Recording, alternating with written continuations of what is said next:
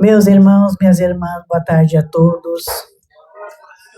Sejam todos bem-vindos. Que a paz do nosso Mestre Jesus esteja entre nós hoje e sempre. Que assim seja. Vamos fechar os olhos levemente e vamos fazer a nossa prece. Vamos pedir auxílio para nossos vizinhos, parentes, colegas de trabalho, os nossos irmãos doentes, os desencarnados, nossos familiares que se encontram em outra dimensão. Pedir auxílio para nós, para o corpo, para a alma, para a nossa família, as crianças, principalmente as crianças especiais, os cuidadores, os professores, a família. Que o nosso Mestre Jesus nos auxilie e traga sabedoria para nós lidar com essa situação, com amor, com carinho, com resignação, porque tudo que nós temos de problema, de dificuldade, é para o nosso adiantamento. Eu fico triste quando alguém diz assim, é castigo de Deus. Não, Deus não castiga ninguém. Deus é amor, Deus é luz, Deus é tudo de bom. É o melhor ser do universo, é Deus, é Jesus. Então, são as nossas ações e as reações do nosso dia a dia, o nosso comportamento. Como eu falo às vezes, nós colhemos o que plantamos.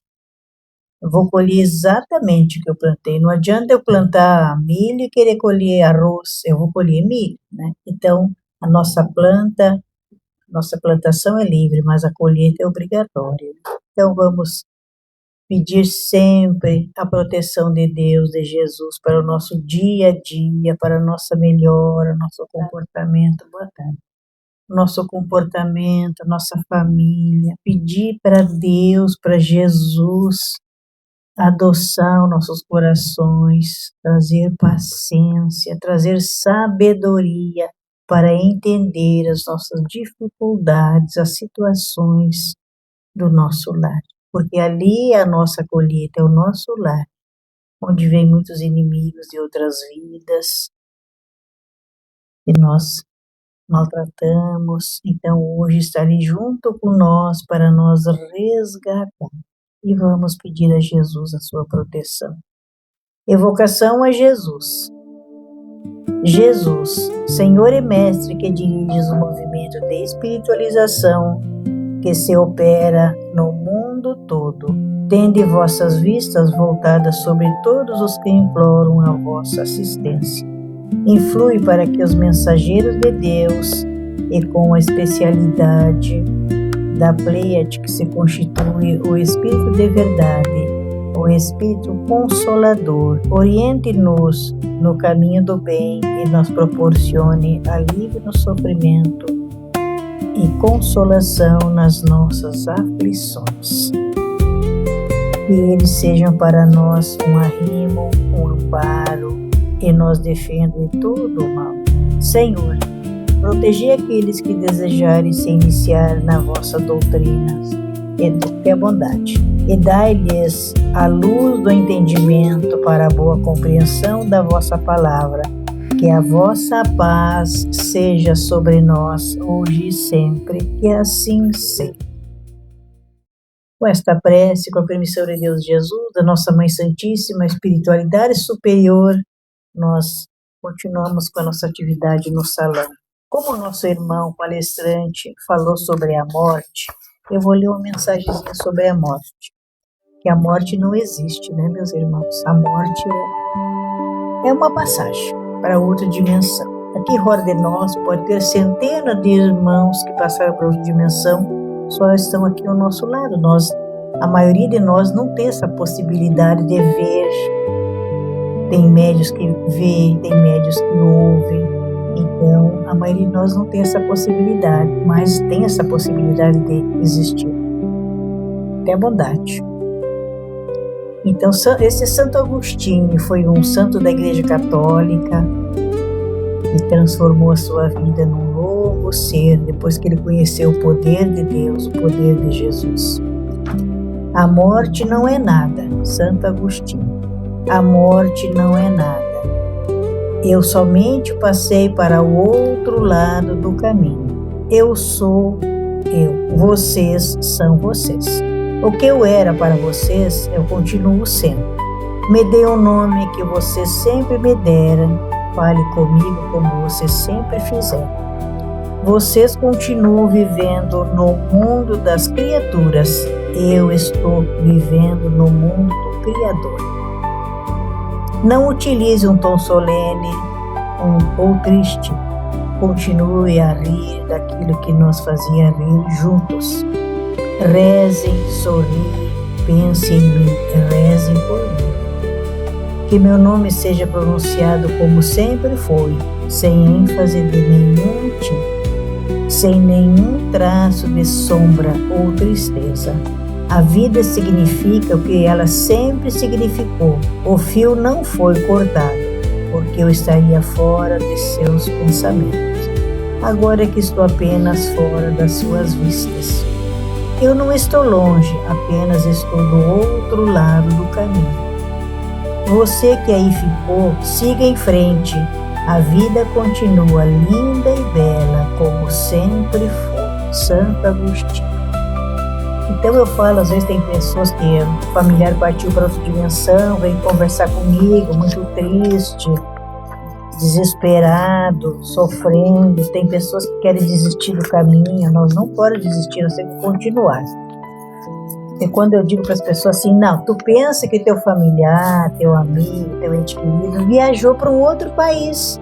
Ele foi fazer um curso, foi fazer um mestrado, ele foi para o Japão, foi para a China, foi estudar, foi viajar, foi conhecer um outro mundo. Tem uma menina que ela frequentava aqui, ela partiu agora uns 2 meses atrás. Ela estava sentada no sofá conversando com a irmã dela e apagou. Apagou, ficou 9 dias sentadinha no sofá, dentro da casa dela. Ela morava sozinha, né? Ninguém procurou, a irmã não se deu conta. Aí o espírito dela veio conversar comigo, ela era muito minha amiga. Além dela frequentar Nossa Senhora, ela era muito minha amiga. Vinha tomar café comigo, conversar, posar, volta e meia. Aí ela falando que estava muito difícil se habituar numa nova dimensão, muito difícil, porque é outros hábitos, é outros costumes. Eu disse, sim, minha irmã, tu pensa que tu está num outro país, que nós não estamos mais no Brasil, né? Que nós estamos numa outra dimensão, estamos num outro país. É assim que eu, na minha concepção, na minha maneira de pensar sobre nossa dimensão diferente, é um outro país, porque é alimento, é outros costumes, é roupa, enfim, o itinerário, horário, tudo é diferente. Então nós estamos todos num outro país. E uma coisa que ela falou com muita tristeza foi que ela negligenciou muito com a caminhada dela, porque nós às vezes negligenciamos com a nossa caminhada, nós viemos para fazer algo bem melhor do que estamos fazendo.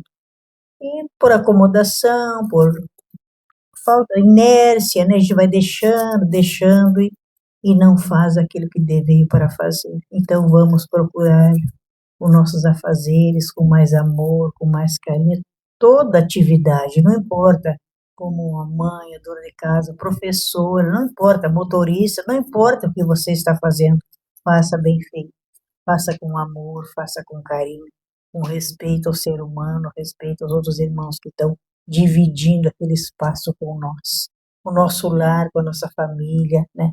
Respeitar nosso ente querido, procurar tratar bem, procurar fazer com carinho, com amor, o que nós viemos para fazer. Grato pela atenção que eu tinha para falar nesse momento, era este assunto. Vou passar ao nosso irmão Nilton para fazer a explanação do Evangelho. Tenha bondade, meu irmão.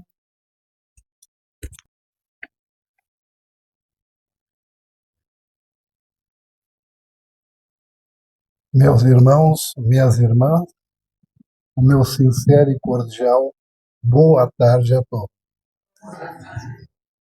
Que Deus, nosso Pai, nos ilumine e nos ampare e nos assista nesses momentos que em seu nome nos encontramos. Eu preparei para nós hoje o trabalho para falar sobre as leis morais. Esse assunto se encontra no Livro dos Espíritos, na terceira parte, que é a lei divina ou natural. Eu não vou falar em todas, porque são muitas, são 10. Vou falar algumas, as mais principais. Entre essas leis, nós temos lei de destruição. Poderá alguém perguntar assim, mas como assim lei de destruição?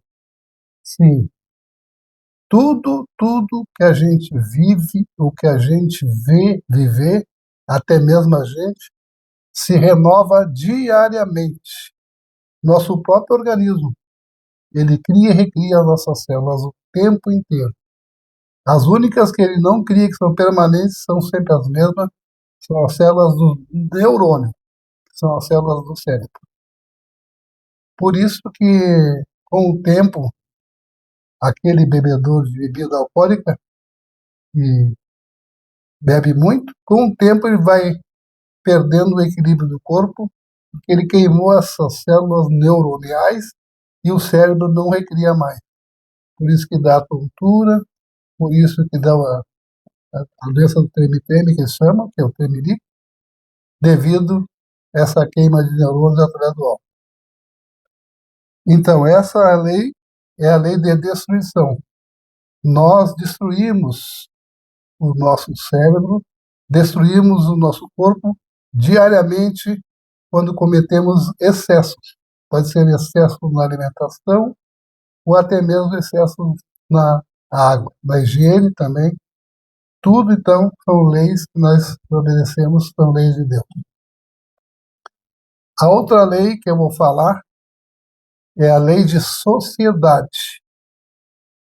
Nós viemos ao mundo, encarnamos, para viver em sociedade.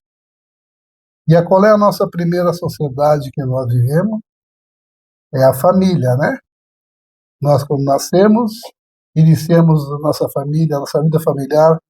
Você já tem irmão, alguns irmãos mais velhos, e virão outros mais tarde, serão irmãos mais novos.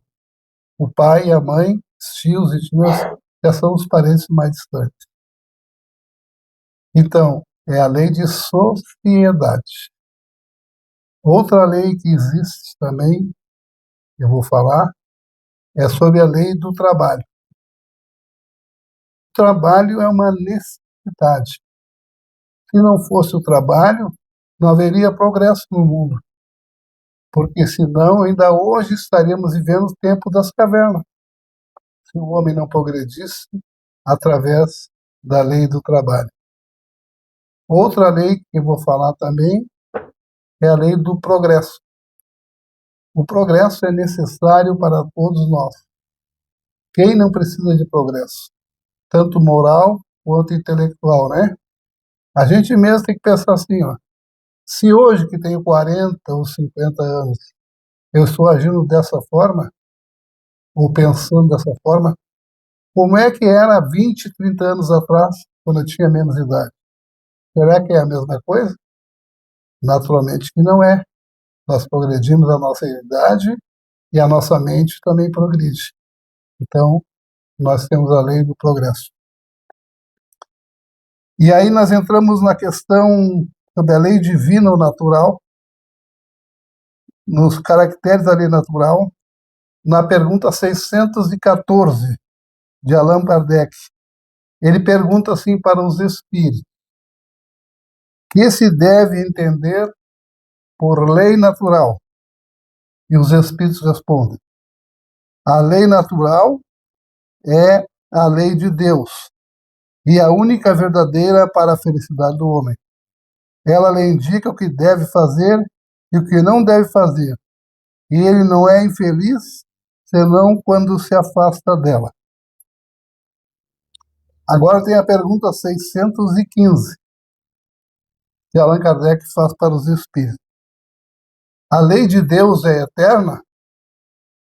E aí eu parei a pensar, por que Allan Kardec fez essa pergunta para os espíritos, se a lei de Deus é eterna? E, logicamente, que ela é eterna. Mas por quê? porque Moisés, que era um poderoso médium da antiguidade, quando trouxe os 10 mandamentos através da sua mediunidade, ele trouxe também a chamada a lei mosaica, a lei do olho por olho, dente por dente, a chamada pena de talião, e sujeitando, dizendo que essas leis também eram de Deus, que era um Deus que castigava, que era um Deus que punia. Por isso que ele atribui como se fosse a lei de Deus, mas na verdade é lei dele, Moisés, lei mosaica. E por que que ele criou essa lei como se fosse de Deus? Porque ele havia libertado aquele povo da escravidão do Egito, quase 500 anos de escravidão, conduzido para Canaã, a terra prometida, e aquele povo cometia todo tipo de abuso. Então, foi uma maneira de botar um freio naqueles abusos daquele povo, a qual ele se tornou líder. Então, a resposta da 615, a lei de Deus é eterna, os Espíritos respondem, ela é eterna e imutável quanto o próprio Deus. Então, as leis de Deus são eternas e não mudam. O que mudam são as nossas leis, as leis dos homens, porque o mundo, como disse antes, progride e as leis têm que ser progressivas também, né? Questão 616.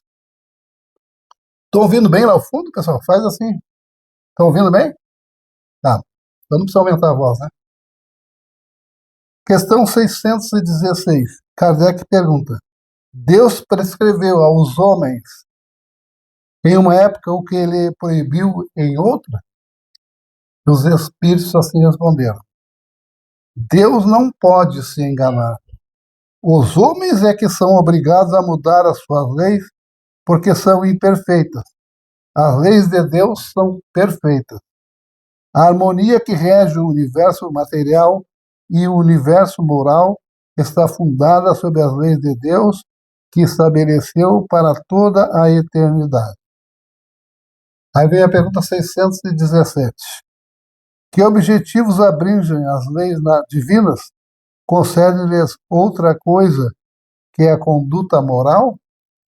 E os espíritos respondem assim para Kardec: todas as leis da natureza são leis divinas, porque Deus é o autor de todas as coisas.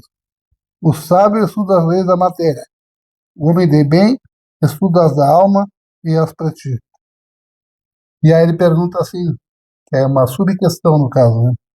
É dada ao homem se aprofundar em ambas? E os espíritos dizem sim, mas uma só existência não é suficiente. E aqui é o ponto-chave que eu queria chegar para nós desenvolver no nosso trabalho. Uma só existência não é suficiente. Os próprios espíritos, nessa resposta, estão dizendo que uma só existência não é o suficiente para o nosso progresso. Significa dizer, em outras palavras, que nós temos outras vidas futuramente. Já tivemos algumas no passado, como outras pessoas, e teremos outras vidas no futuro como outras personalidades. É a lei da reencarnação. A lei de reencarnação é a lei que mais justifica a existência de Deus, porque Deus criou as suas leis e nos deixou sujeito a ela. Então, a nossa semeadura é livre, como a irmã disse antes. Nosso plantio é livre, mas a nossa colheita ela é obrigatória. Não existe ninguém que plante limão e colha laranja, ou vice-versa, que plante limão, plante laranja e colha limão. Não existe. Nós vamos sempre colher da vida aquilo que nós plantamos. E tudo que nós estamos vivenciando hoje, se a gente não sabe a resposta nessa presente encarnação, com certeza a resposta está na encarnação passada. Porque eu já ouvi muita gente dizendo: o que eu fiz para sofrer tanto? Eu sou bom, não faço mal para ninguém, e por que eu tenho tantos problemas e sofro tanto? Claro, a gente sabe que muitas pessoas são exageradas quando se expressam, né? mas também a gente sabe que a resposta está numa outra encarnação. Nós estamos colhendo hoje fruto daquilo que plantamos em outra vida.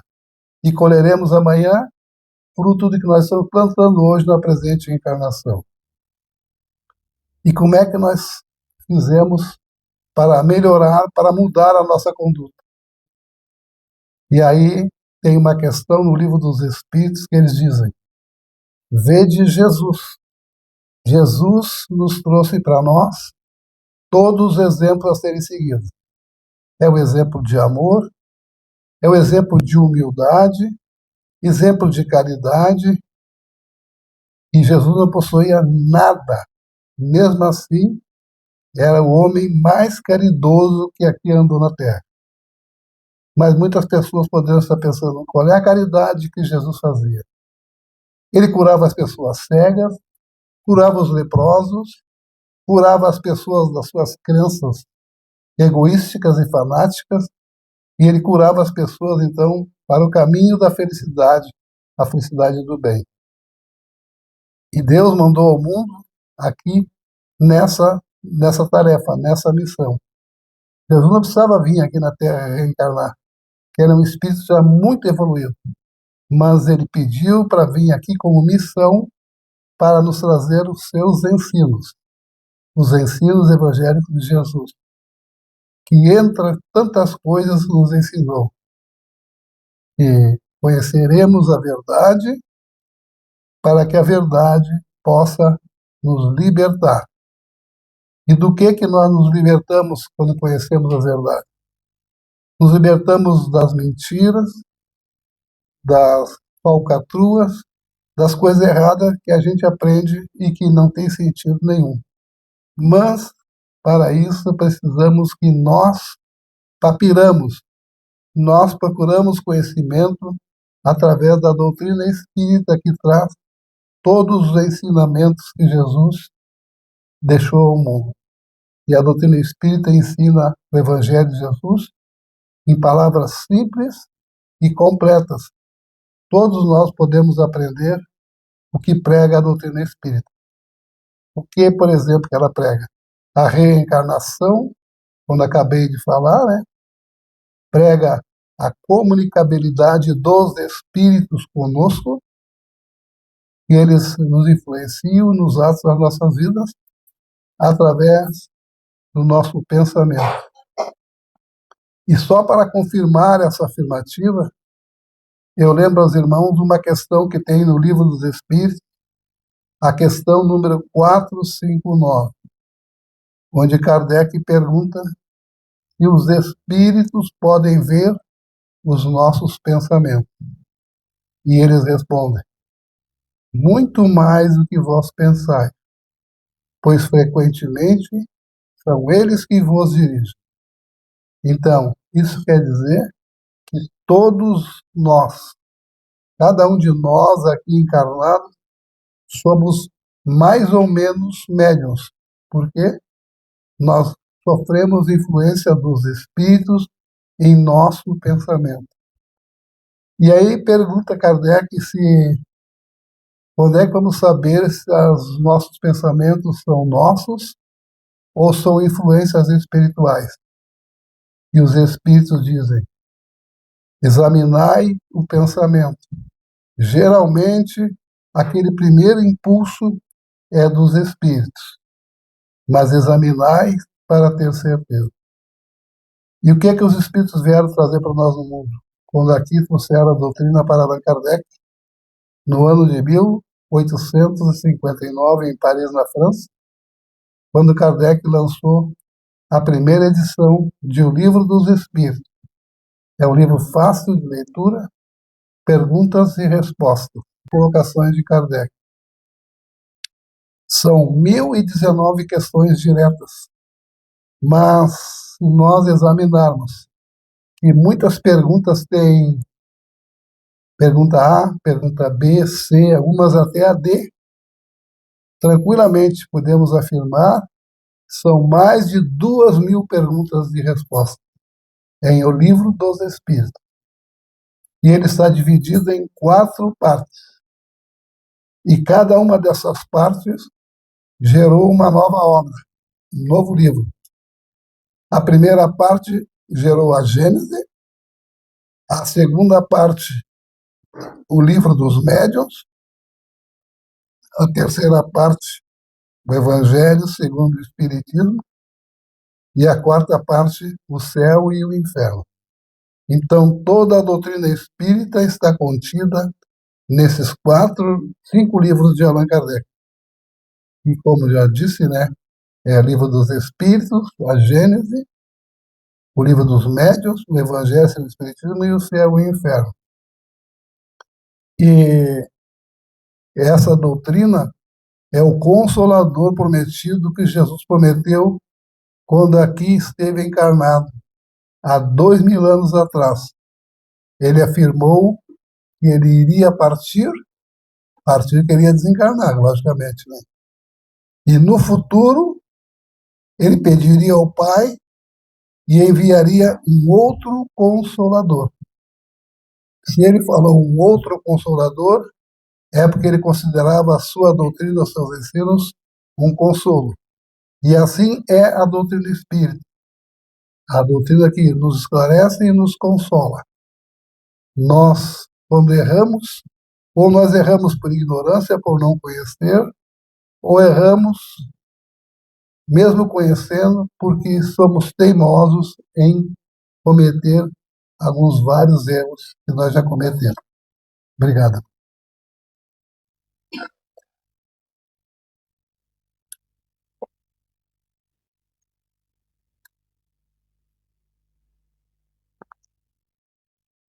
Eu sei que muita gente vai pensar assim, e é comum as pessoas pensarem,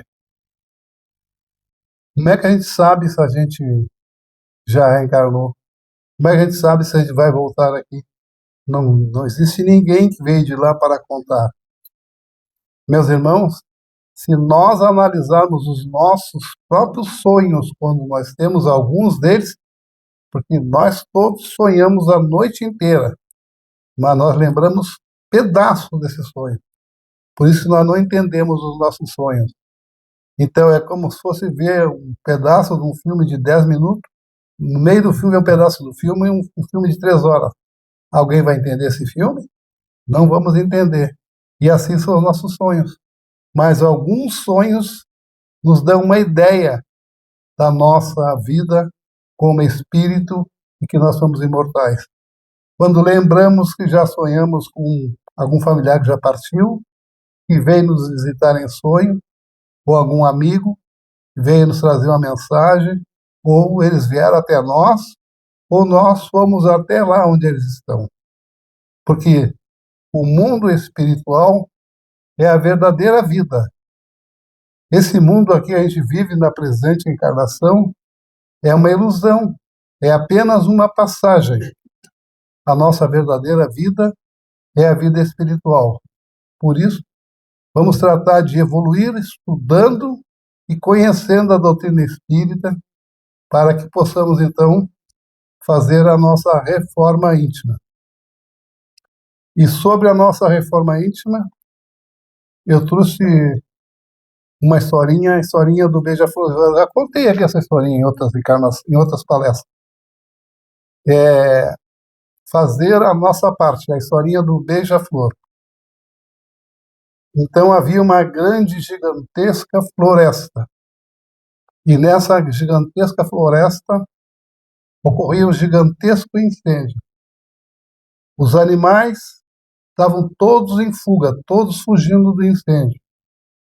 E o Beija-Flor, ele ia até o rio, enchia a biquinha d'água, voava e despejava no incêndio. Ia até o rio, enchia o biquinho d'água, voava e despejava a água do biquinho no rio. E lá ele ia de novo, e assim ia e voltava, ia e voltava. De tanto repetir essa mesma viagem, um daqueles animais que estava em fuga, percebendo isso, disse assim para ele: não adianta, Beija-Flor, você nunca vai conseguir apagar esse incêndio. E o Beija-Flor respondeu assim: eu sei que eu não vou apagar esse incêndio, mas pelo menos eu estou fazendo a minha parte. Por isso, meus irmãos, pensamos e tentamos cada um de nós ser um beija-flor, fazendo cada um a sua parte, buscando mudar a sua conduta, tanto os seus atos quanto as suas palavras. E a doutrina espírita nos embasta para que possamos mudar essa conduta. Mas para mudar temos que conhecer e estudar. E é por isso que as casas espíritas estão abertas, oferecendo cursos da doutrina para quem quiser aprender. Porque a gente aprende um pouco nas palestras, mas aprende mais mesmo é nos cursos. Eu estudo doutrina espírita há apenas 40 anos. E sei pouco conhecimento eu tenho. Mas esse conhecimento já me deu condições de fazer palestras tanto aqui como em outros bairros, em outras casas. Agora, ultimamente, eu fui convidado para fazer uma palestra numa casa espírita lá do bairro Matias Velho. O Maurício já esteve lá na Vila Operária. Já esteve lá, né, Maurício? É uma casa confortável. É a metade do tamanho disso aqui, menos da metade, né, Maurício? Mas é confortável, aconchegante, uma energia muito, muito boa. Me senti muito bem lá dentro lá. E as pessoas que frequentavam, estavam assistindo a palestra, muito confortável também, muito aconchegante. Como aqui. Aqui eu já trabalho, acho que mais de 10 anos, né, irmã? Faço palestra com a irmã aqui. Então, mas eu não digo que sei tudo, estou dizendo que estou sempre aprendendo. E a vida é um eterno aprendizado. Nós estamos sempre aprendendo. Nós aprendemos com uma criança, por exemplo, e aí eu lembrei da história de uma criança que ensinou o pai.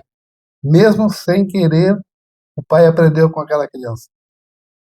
Era um pai que queria fazer um trabalho em casa.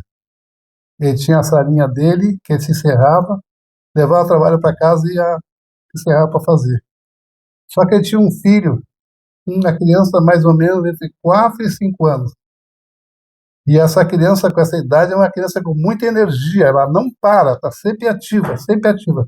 Eu sei pelos meus netos, né? Estão sempre ativos, não para um minuto. E o pai queria fazer aquele trabalho e não tinha como, a criança não dava folga. Queria a ocupação, queria a paciência do pai, queria a ocupação do pai, né? Queria a atenção do pai. E ele pensou, o que que eu faço para distrair o meu filho para que eu possa fazer meu trabalho? Aí ele olhou e tinha um globo, o nome de um globo, mapa mundial, né? E era um globo. E ele pensou assim, já sei, eu vou desmontar esse globo aqui e vou dar para o meu filho montar. Quebra-cabeça, para ele montar o globo de novo. Ele vai levar no mínimo 5, 6 horas para fazer isso. E aí dá tempo de eu fazer o meu trabalho que eu tenho que fazer. Aí peguei e combinou com o filho dele. Meu filhinho, vamos combinar uma tarefa? Eu te dou um trabalho para te fazer enquanto eu faço o meu, e depois a gente vai brincar, vamos jogar, vamos fazer o que quiser. Aí o menininho aceitou. Aí ele pegou e deu todo desmontado aquele globo para ele, assim, quebra-cabeça. E ele ficou ali montando e ele seguiu para a salinha dele lá para trabalhar o trabalho dele para levar no escritório dele. Não levou nem meia hora. A criança entrou correndo. Pai, pai, terminei o meu trabalho. E mas como, meu filho? A criança não sabia nem ler, né? Como é que conseguiu montar aquele globo? Uma tarefa que eu sei que é demorada, meu filho. Como é que conseguiu? Olha a resposta que o menino disse para ele. Pai, é que eu olhei que nas costas daquele globo havia o desenho de um homem. E eu resolvi montar o homem e consegui montar o globo. Ele se apavorou. Pior, ele pensou assim, é verdade. Para a gente consertar o mundo, tem que consertar o homem primeiro, né? Essa é a moral dessa história. Vamos procurar, então, nos consertar, fazer primeiro a nossa parte, né? Para depois cobrar do nosso próximo a sua parte. Cada um de nós fazendo esse trabalho de montar o seu próprio globo. Ou então, fazer que nem o beija-flor. Ia lá, enchia o biquinho d'água e despejava no incêndio, tentando fazer a sua parte. Por isso, meus irmãos, eu já coloco aí para os senhores, além desse trabalho que eu disse que a casa oferece, que é grupos de estudo, Ela oferece também a água fluida, consiste em os irmãos trazer de suas casas uma vasilha devidamente higienizada com água, coloca aqui na salinha e no final retira e leva essa água, um medicamento espiritual, porque ali os espíritos colocam o que cada um da família precisa naquela água ali, porque a água é o elemento mais puro da natureza e eles depositam então os fluidos espirituais na aguinha para cada um. Além disso também, a casa oferece o atendimento fraterno. O diálogo fraterno consiste num trabalhador da casa que tem experiência, conhecimento, atender a cada um conforme a necessidade de cada um. E lá, na outra casa que eu faço, em outras casas, o que mais tem é pessoas que têm mediunidade em si, com algum familiar, e elas não sabem como lidar com essa mediunidade do familiar ou delas mesmas. Então, a pessoa que está ali atendendo, atendimento fraterno, vai orientar a pessoa e dar a explicação dos seus problemas como se fosse a luz da doutrina espírita. E um fato que ocorreu há muitos anos atrás, Maurício, tu não sabe disso, eu sei se eu te contei, lá na outra casa que eu trabalho, lá na Emmanuel, uma senhora, fui atender ela, bem vestida, uma pessoa bem aparentada, ela pegou e disse assim para mim: o senhor é o último recurso que eu estou procurando. Por quê, senhora? Eu já fui em vários lugares que me indicaram e nenhum resolveu. Fiz tudo que mandaram, eu fiz. E eu fiz e não resolveu. Eu continuo com o mesmo problema. Ela me contou o problema dela, tudo, mas ela falar, que dá bastante assunto, né? Eu mais ou menos imaginei que tem um espírito que trabalha com a gente aí também, intuindo, né? E disse as palavras que eu precisava ouvir. E eu disse assim para ela: a senhora faz exatamente isso que eu vou lhe dizer agora. Eu notei que ela tinha um ar, ela se achava muito superior. Ela tinha um mini mercado, os seus empregados, como se fossem animal, bicho. Então ela era muito, digamos assim, muito ditadora, né? Tipo um Hitler da vida.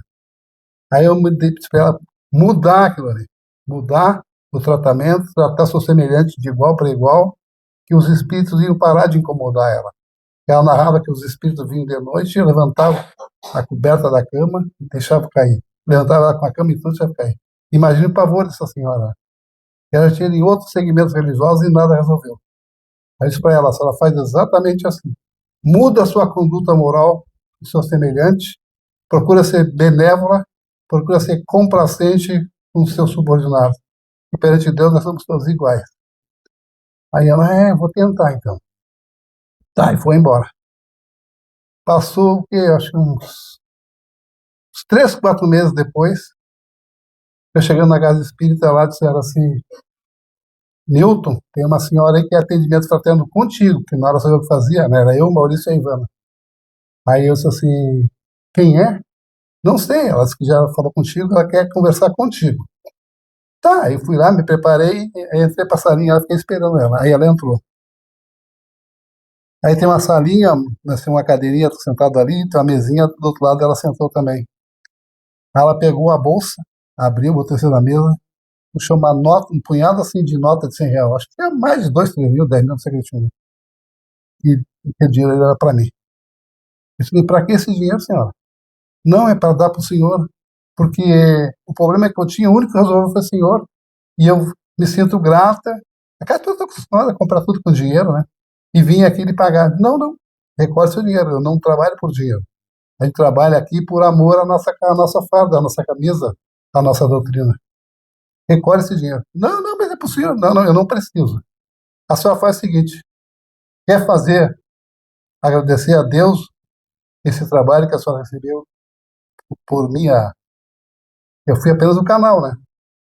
E ela: o que eu devo fazer? Vá numa favela e compre ranchos e doe para as famílias.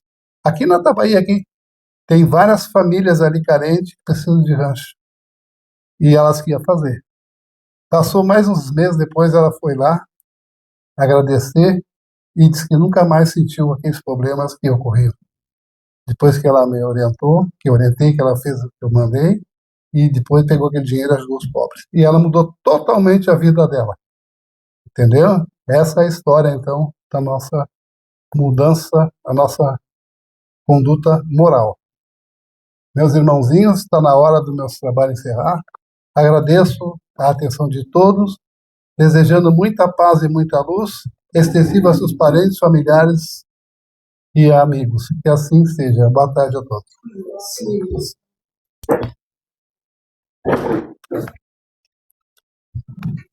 Continuando ainda com os nossos pensamentos elevados, a Deus Pai, nosso Criador, a Jesus, nosso Mestre, amigo e irmão maior, a nossa Mãezinha Santíssima Maria, aos nossos mentores de luz e em especial nesta hora, aos trabalhadores espirituais desta casa de caridade. Nós, neste momento, rogamos a vossa misericórdia para que recebamos o que aqui viemos buscar. Vamos rogar a esses trabalhadores amigos que neste momento nos transmitam paz e serenidade em nossas mentes e em nossos corações, para que quando recebermos a bênção do passe, possamos nos sentir melhores, fisicamente e mentalmente. E possamos imaginar, no momento em que estivermos recebendo o passe, uma chuva de luz nos envolvendo. E como eternos pedintes que somos, pedimos: ó Deus clemente e misericordioso, queremos pedir através das nossas preces o auxílio necessário para os nossos irmãos, encarnados e desencarnados, que constam seus nomes anotados aqui nestes cadernos. Bons Espíritos, intercedei conosco para que eles sejam aliviados, que eles possam receber a presença de seus mentores de luz, levando os fluidos necessários de que eles necessitam neste momento. Fazei brilhar ante seus olhos um raio de esperança e luz divina.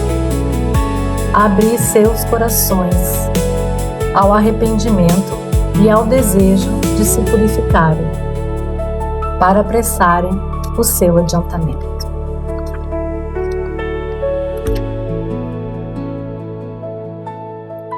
Pai nosso, que estais aqui em toda parte, santificado seja o teu santo e glorioso nome. Venha a nós o teu reino, Senhor. Seja feita a vossa vontade e não a minha. E que eu saiba aceitar a vossa vontade sem reclamar. Na terra, no espaço e em todos os mundos habitados. Dai-nos hoje e sempre, Senhor, o pão do corpo e o pão espiritual. Perdoa nossas faltas, Senhor, e dai-nos o sublime sentimento do perdão a quem nos ofende. Não nos deixe sucumbir à tentação da matéria, nem à influência dos irmãos menos esclarecidos. Mas envia, Pai, a toda a humanidade sofredora, um raio fluídico de vossa santa e divina luz.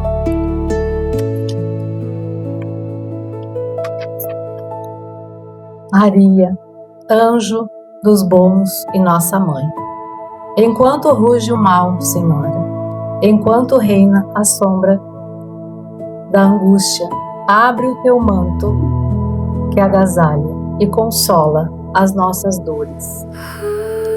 Nos caminhos do mundo há treva e pranto. Nos infortúnios dos homens sofredores, volta a terra ferida de amargos. Nos caminhos dos homens há treva e pranto. Volta a terra ferida de amargores, o teu olhar imaculado e santo. Ó Rainha dos anjos, meiga e pura, estende as tuas mãos à desgraça e ajuda-nos ainda, Mãe piedosa. Conduze-nos às bênçãos do teu porto e salva o mundo em guerra e desconforto, clareando-lhe a noite atormentada. Que assim seja.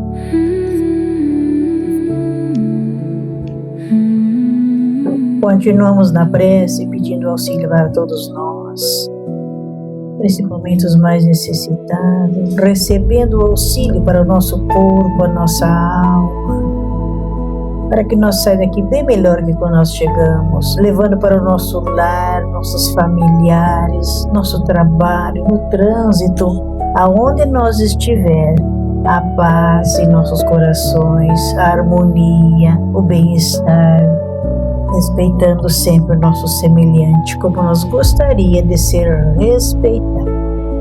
Vamos fazer a prece do Pai Nosso, todos juntos, pedindo para Deus e Jesus, a espiritualidade superior, nossos anjos de guarda, nosso mentor espiritual, a harmonia, a paz e o entendimento para todos nós, principalmente os mais necessitados, encarnados e desencarnados. Pai nosso que estás nos céus, santificado seja o vosso nome. Venha a nós o vosso reino. Seja feita a vossa vontade, assim na terra como no céu. O pão nosso de cada dia nos dai hoje. Perdoai as nossas ofensas, assim como nós perdoamos quem nos tem ofendido. Não nos deixeis cair em tentação, mas livrai-nos do mal. Porque seus é o reino, o poder e a glória, que assim seja. Gratidão à presença de todos, um bom retorno a seus lares, uma boa noite de sono, uma semana abençoada a todos nós. Jesus nos acompanhe hoje e sempre, que assim seja.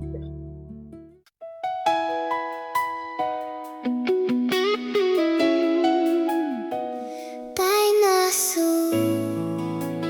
que estás nos céus, santificado seja o vosso nome. Ouça minha voz, pequeno coração. Em tuas mãos entrego minha oração. Venha a nós o vosso reino. Seja feita A vossa vontade, assim na terra como no céu.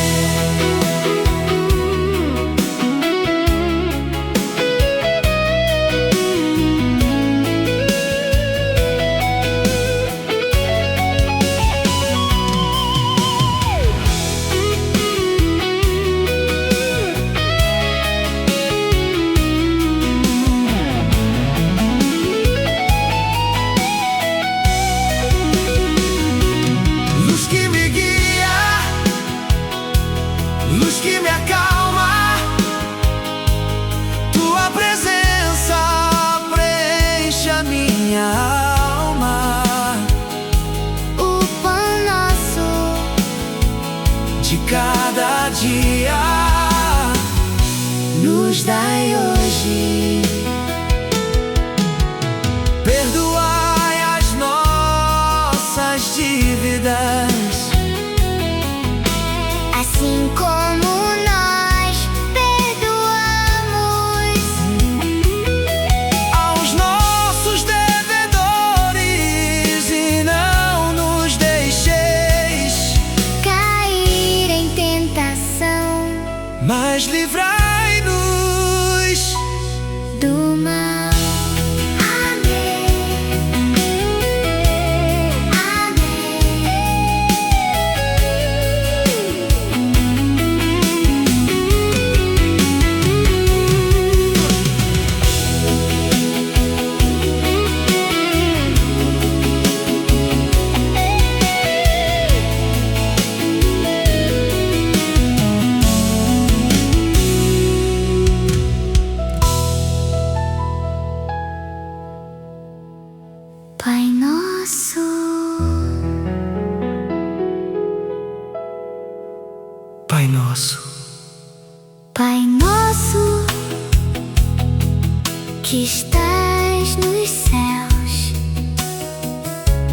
santificado seja o vosso nome.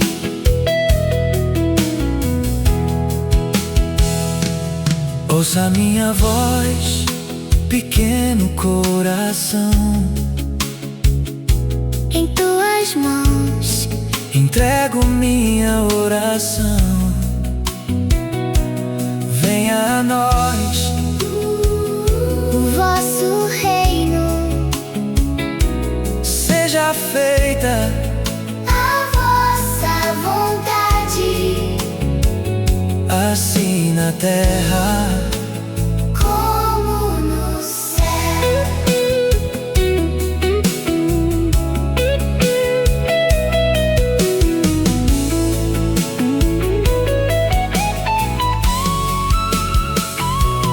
luz que me guia,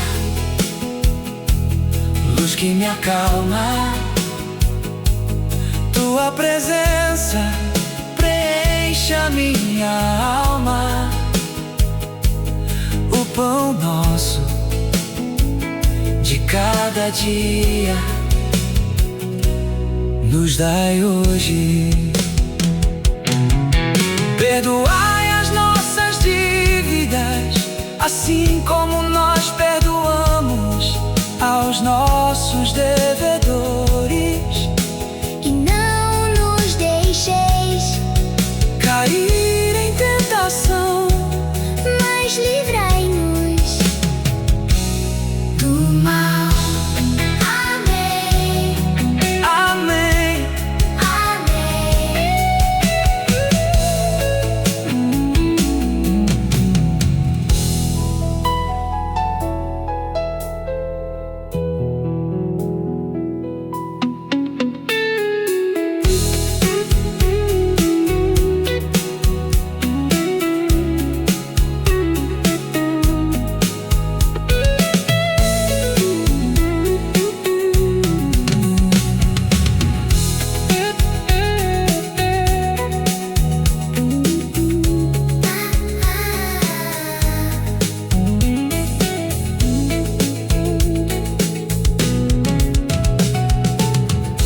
Pai nosso que estás nos céus, Santificado seja o vosso nome.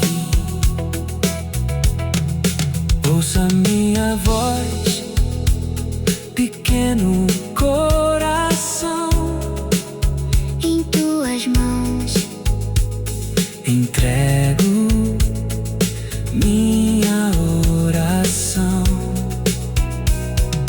Venha a nós, O vosso reino, seja feita a vossa vontade, assim na terra como no céu.